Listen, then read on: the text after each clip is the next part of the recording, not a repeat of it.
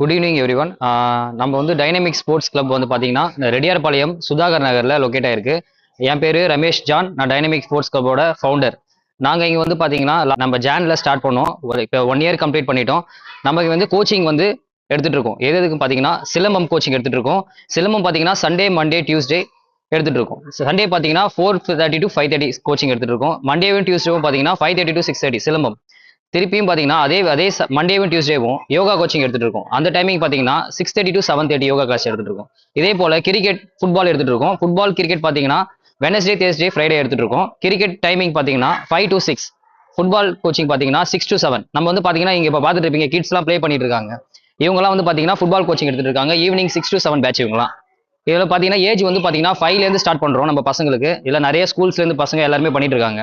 Football வந்து பார்த்தீங்கன்னா இப்போ பாண்டிச்சேரி லீக் டீமுக்கு நம்ம இதுலேருந்து 2 பேர் குவாலிஃபை ஆயிருக்காங்க.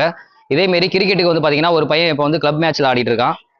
நம்ம கிளப்ல இருந்து. இதேமாரி பார்த்தீங்கன்னா இப்போ ஆர்ச்சரிஸும் ஸ்டார்ட் பண்ண போகிறோம். எப்போ இருந்து பார்த்தீங்கன்னா மார்ச் 1 ஸ்டார்ட் பண்ண போகிறோம். இந்தமாரி நாங்கள் கோச்சிங்ஸ் வந்து பார்த்தீங்கன்னா லாஸ்ட் 1 இயர்ஸாக கொடுத்துட்டு இருக்கோம் பசங்களுக்கு.